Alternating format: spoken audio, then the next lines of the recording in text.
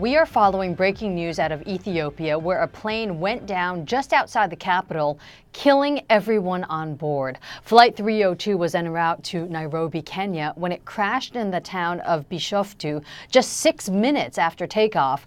The plane was carrying 149 passengers and 8 crew members. CNN's David Mackenzie is live in Johannesburg with the very latest. David, what are you learning about this crash?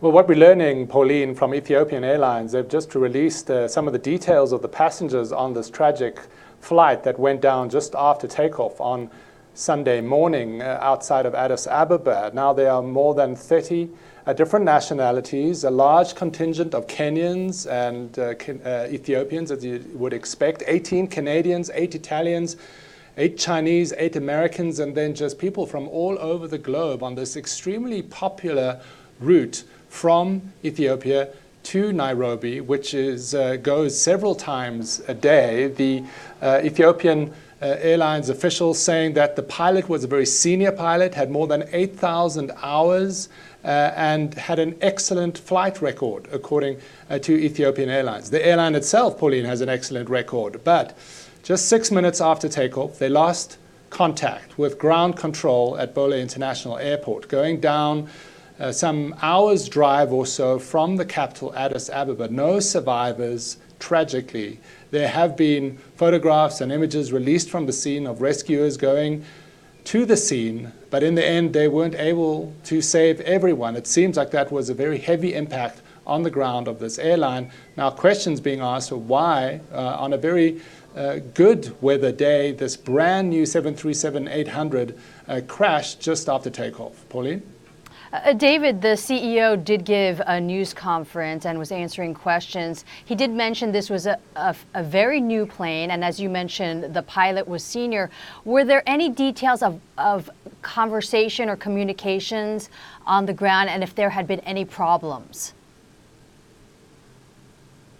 No indication yet that there was any communication from the pilots to the ground of any issues that they were having. The officials said that that plane originated here in Johannesburg, flying to Ethiopia, then was turned around to head back to Nairobi. There was no indication, said the official, of any problems mechanically with the plane, certainly. And this is a very busy airport, one of the busiest in Africa, and Ethiopian Airlines has a very good track record. Now, it's the exact same plane, whether it's coincidence or not, it's far too early to tell. Then the one that went down, the Indonesian Lion airplane last year.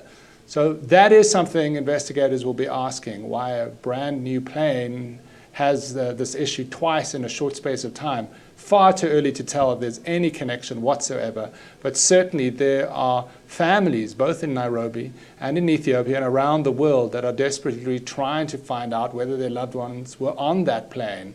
As I said, a very popular route for business people, UN officials and diplomats heading to and from the 2 East African capitals. Pauline? Right.